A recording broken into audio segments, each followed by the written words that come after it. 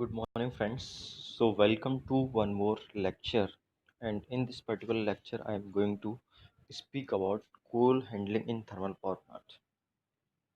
आप यहाँ पे देख पा रहे हो कोल को किस तरह से हम थर्मल पावर प्लांट में हैंडल करते हैं, उसका डिटेल पढ़ेंगे। तो कोल के बारे में यदि आप थोड़ा सा इंडियन कॉन्टेक्स्ट में देखेंगे तो कोल की 4 कैटेगरीज होती हैं। एंथ्रासाइट है, बिटुमिनस है, लिग्नाइट है और पीट है।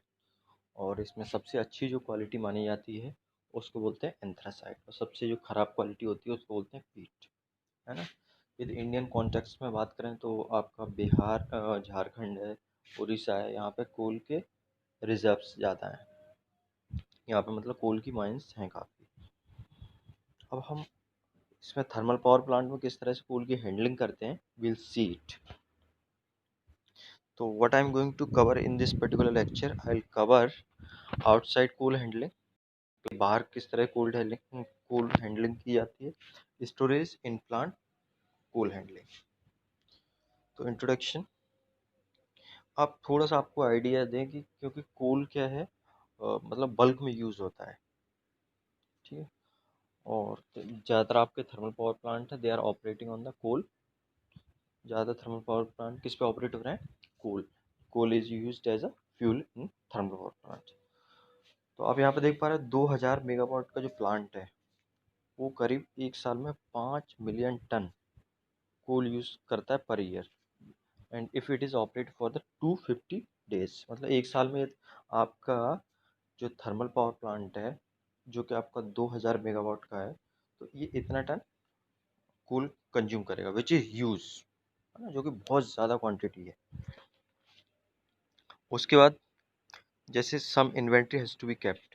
देखिए, एक तो कोल ये है कि रेगुलर माइन से आ रहा है आपके पास, लेकिन उसके बावजूद आपको कुछ इन्वेंट्री, कुछ स्टॉक में कोल रखना पड़ता है, एटलीस्ट 10% ऑफ जो भी आपका यूज़ हो रहा है।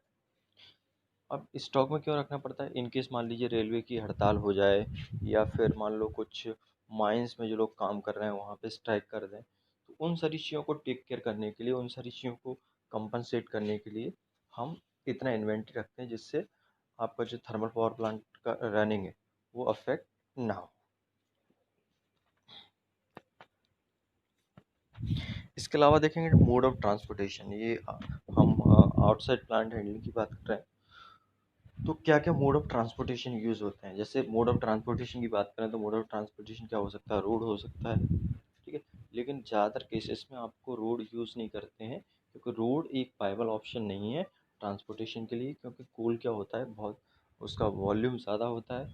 तो वॉल्यूम मतलब यदि आप रोड यूज़ करेंगे, ट्रक्स वगैरह यूज़ करेंगे, then the amount associated in the transportation will be use.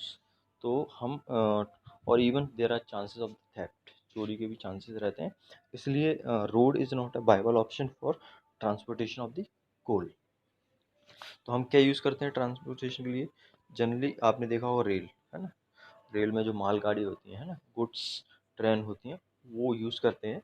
और ये आपने ऑब्जर्व भी किया होगा, बहुत सारी जो रेल हैं वो भर के जाती हैं। तो ये एक रेल है, मोड ऑफ ट्रांसपोर्टेशन। दूसरा क्या है, सी, समुद्र के द्वारा जो जहाज होते हैं, शिप होते हैं, उससे भी आप कोल को एक जगह से दूसरी जगह ट्रांसफ़र कर सकते हैं। और एक है इसमें पाइपलाइन ट्रांसपोर्टेशन, इसके बारे में हम डिटेल में भी देखेंगे किस तरह से पाइपलाइन का ट्रांसपोर्टेशन होता है, क्योंकि ये भी एक अच्छा ऑप्शन है, and it has a huge possibility, और इसको यूज़ कर रहे हैं। अब यहाँ पे देखो पाइपलाइन ट्रांसपोर्टेशन के बारे में, तो पाइपलाइन ट्रांसपोर्टेशन में तीन सब you can categorize or you can segregate pipeline transportation into three types. First is the coal preparation, second is the recovery terminal, and third is storage of coal.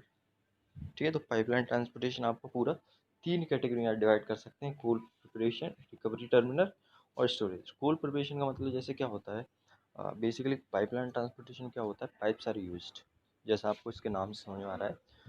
और pipe के through transportation करने के लिए सबसे पहले आपको slurry बनानी पड़ती है। स्लरी का मतलब होता है आपको वाटर और कोल को मिक्स करना पड़ता है एक तरह से, और इसको 1:1 के रेशियो मिक्स करते हैं। मिक्स करने के बाद पंप के थ्रू आप इसमें पाइप्स में एक जगह से दूसरी जगह उसको ट्रांसपोर्ट करते हैं, है ना। Pumps are use to First you have to make the slurry.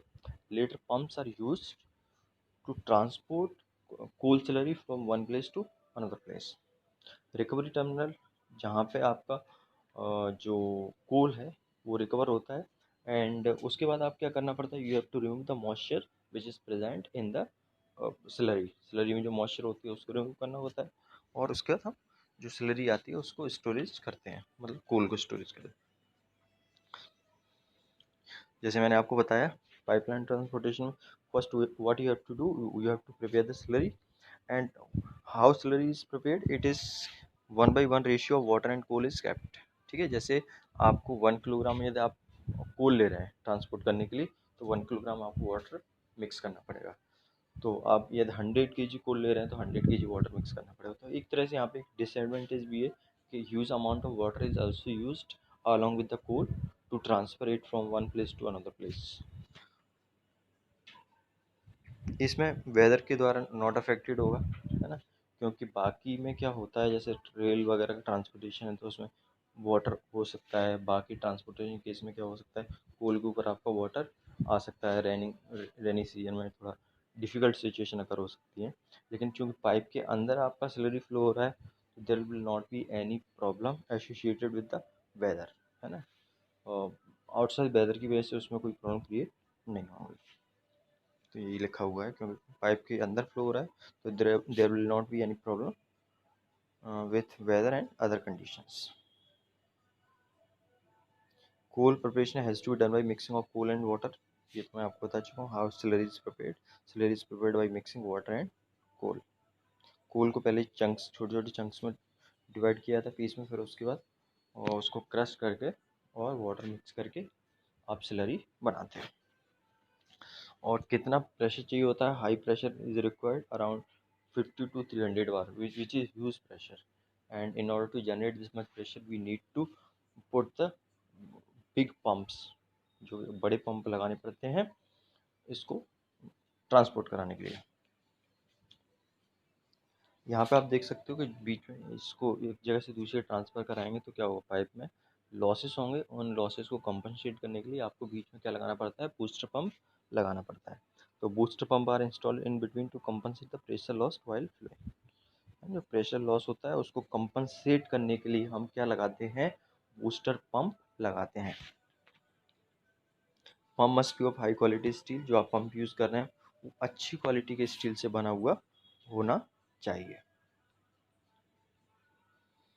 Corrosion resistance होना चाहिए, मतलब पंप जो जो आपने पाइप यूज़ किया है वो कोरोजन रेजिस्टेंस होना चाहिए। और कोरोजन रेजिस्टेंट बनाने के लिए, क्योंकि हम क्या डिज़ायरेबिलिटी होती है कि आपका पंप की जो लाइफ है वो ज़्यादा से ज़्यादा होनी चाहिए, जिससे आपकी कॉस्ट कम हो सके। तो कोरोजन रेजिस्टेंस बनाने के लिए what we do, we apply the paint over the surface of the pipe. Pipe की सरफेस पे क्या हम पेंट अप्लाई कर देते हैं। उसके बाद ये तो आउटसाइड कोरोजन को टेक केयर करने के लिए हमने क्या कर दिया, उस पर पेंटिंग कर दी, पेंट कर दिया। और लेकिन इनसाइड में भी कोरोजन हो सकता है, तो उसको टेक केयर करने के लिए हम क्या करते हैं, कुछ केमिकल्स मिक्स कर देते हैं स्लरी में, जिससे वो अंदर कोरोजन ना हो। हाँ, अब इसके जैसे डिसएडवांटेज देखें तो जो इसकी इंस्टॉलेशन कॉस्ट है वो हाई होती है, क्योंकि आपको पाइपलाइन बिछानी पड़ेगी, you have to lay down the pipeline and pumps use करेंगे the so the installation cost is quite higher, but इसकी रनिंग कॉस्ट जो होती है वो लो होती है in comparison to other mode of transportation. Less running cost जो मैं आपको बता रहा था। और जो कस्टमर है, इसमें चूंकि क्या होता है, आप रिकवरी करने के बाद भी देयर 10% मॉइस्चर है that it will remain with it. तो जो भी कस्टमर आपको यूज़ करेगा, तो सबसे पहले आपको उससे कंसेंट लेना पड़ेगा कि जो कोल हम सप्लाई करेंगे इसके थ्रू, पाइपलाइन के थ्रू, उसमें 10% मॉइस्चर तो रहेगी। तो ये मतलब एक इसका डिसएडवांटेज है। अब कोल को स्टोरेज कैसे करते हैं इसमें। कोल क्या होता है, वॉलेटाइल होता है। वॉलेटाइल का मतलब it will evaporate and catch the fire. तो यहाँ पे फायर सेफ्टी एक इम्पोर्टेंट ऑप्शन होता है, क्योंकि कोल एक साथ बहुत सारा कोल रखा जाता है। If it catches the fire it will be very difficult to control that fire. So fire safety is one of the important aspect which need to understand, which need to cover, which need to take care while the storage of the coal. Prevention from the weather, है ना, इसको weather के लिए generally क्या होता है, chunks वगैरह यहाँ पर रखे जाते हैं, तो स्लोप में उसको रखा जाता है या फिर कहीं साइड में भी रख सकते हैं, जिससे आपका वेदर से बच सके। अब स्टोरेज दो तरह का होता है इसमें, कूल को जो स्टोरेज करते हैं, एक तो लाइव स्टोरेज होता है, एक होता है डेड स्टॉक। लाइव स्टॉक का मतलब होता है जो आप कंटिन्यूसली यूज़ कर रहे हैं। डेड स्टॉक आप जनरली यूज़ नहीं करते हैं, डेड स्टॉक आप यूज़ करते हैं in case of the emergency. Emergency मान लो रेलवे की हड़ताल हो गई या फिर माइनिंग में हड़ताल हो गई, तो उस केस में भी use dead stock. Dead stock हम रखते इसलिए in order to take care of the emergency cases. Emergency cases की टेक केयर करने के लिए हम क्या रखते हैं, डेड स्टॉक रखते हैं। सल्फर कंटेंट होता है कोल के अंदर, तो और ज़्यादातर इंडिया में जो कोल है वो लिग्नाइट और बिटुमिनस है, तो इसके अंदर there is high high amount of the sulphur content, and due to sulphur content it can catch fire and also cause hazards. ये मैंने बताई थी, lignite and bituminous coal has higher sulphur content. और इसको कैसे स्टोरेज करते हैं, heap. Heap का मतलब एक गट्ठर के टाइप, मतलब पूरा एक साथ पैकिंग करके इसको रखते हैं, और इसको रखने के लिए पहले इसको हम कॉम्पैक्ट करते हैं। कॉम्पैक्ट मतलब बिल्कुल पास पास में जो चंक्स होते हैं उनको लाते हैं, और एयर सर्कुलेशन नहीं होना चाहिए इसके अंदर, क्योंकि एयर सर्कुलेशन होगा यदि हीप के अंदर, तो क्या होगा, it might catch the fire, and once it catch the fire it will be very difficult to control that fire. So सबसे पहले हम कॉम्पैक्ट करते हैं, और कॉम्पैक्ट इस तरह से करते हैं कि उसके बीच में से air must not pass in between the heap. और कॉम्पैक्ट करने के लिए हम क्या करते हैं, बुलडोजर यूज़ करते हैं। बुलडोजर से क्या करते हैं, आप उसको कॉम्पैक्ट कर देते हैं लेयर की फॉर्म्स में। इसकी जो हीप की हाइट है, it is kept between 10 to 12 metre. 10 से 12 मीटर जो हीप होता है उसकी हाइट रखी जाती है, और जनरली ये हीप बनता है जो लेयर में बनता है। 15 से 30 सेंटीमीटर की लेयर्स होती हैं, और लेयर की फॉर्म में आप हीप बनाते हैं। और इसमें स्लोप प्रोवाइड करते हैं। स्लोप इसलिए प्रोवाइड करते हैं, जैसे बारिश वगैरह हो तो रेन वाटर क्या हो जाए, ड्रेन ऑफ हो जाए। फायर फाइटिंग अरेंजमेंट, ये मैंने बता ही दिया है कि it is a big concern, it must be provided, है ना। और जिससे आपका इन केस में कि फायर वगैरह का कोई इशू होता है, so that it could be taken care of. अब कोल हैंडलिंग में, इन प्लांट कोल हैंडलिंग ये बता रहा हूँ मैं आपको। तो यहाँ पर किस तरह से इन प्लांट कोल हैंडलिंग हम करते हैं, तो यहाँ पे आप देख पा रहे हो रोटरी कार डंपर्स है, ये सबसे ज़्यादा आपका यूज़ होता है। जैसे आपका जो बोगी वगैरह होती है रेल की, वो आती है, तो यहाँ पे ये रखी जाती है इसमें, ये कार डंपर में। यहाँ से रखने के बाद ये क्या हो जाता है, रोटेट होता है, और रोटेट होने के बाद उसको खाली करेगा, खाली करने के बाद फिर दोबारा से वो वापस इसी पोजीशन आएगी, फिर वो बोगी आगे बढ़ेगी, फिर यहाँ दूसरी बोगी लगेगी, दूसरी बोगी को फिर कार डंपर इसमें डंप करेगा, फिर ये आगे बढ़ जाएगा। तो इस तरह से कोल हैंडलिंग ये आपके रोटरी कार डंपर्स यूज़ करते हैं, ठीक है। और एक रोटरी कार डंपर में फुल वैगन होता है जो रेलवे का, वो अकोमोडेट हो सकता है। इसको फिर टिल्ट किया जाता है, टिल्ट करने के बाद फिर खाली होता है, खाली होने के बाद फिर एम्प्टी होता है, जैसे आप देख पा रहे हैं यहाँ पे, और फिर ओपन हो जाता है, मतलब अपनी पोजीशन में। ये बहुत पॉपुलर है और it is very efficient also. ये वीडियोस आप देख सकते हैं, मतलब को एक्चुअली किस तरह से काम करता है, तो यूट्यूब पे काफ़ी वीडियोस पड़े हुए हैं, you can watch there so that you would have idea how exactly rotary car dumper works. Tower and bridges ये भी यूज़ करते हैं कोल हैंडलिंग के लिए। Lift trucks, tower and bridges होते हैं। लिफ्ट ट्रक्स आते हैं, जैसे लिफ्ट ट्रक आपने देखा होगा कि जो ट्रक्स होते हैं उनमें हाइड्रोलिक सिस्टम लगा रहता है, जिससे वो पीछे से ऑटोमेटिक लिफ्ट उठ जाते हैं, इंक्लाइंड हो जाते हैं, और उनको एम्प्टी किया जा सकता है फिर वापस से। तो हाइड्रोलिक सिस्टम लगा रहता है इन ट्रक्स में। इस तरह के क्रेन्स यूज़ करते हैं, बकेट सिस्टम भी यूज़ होते हैं क्रेन के अलावा। तो ये सारे होते हैं कोल हैंडलिंग में। So friends, this is it.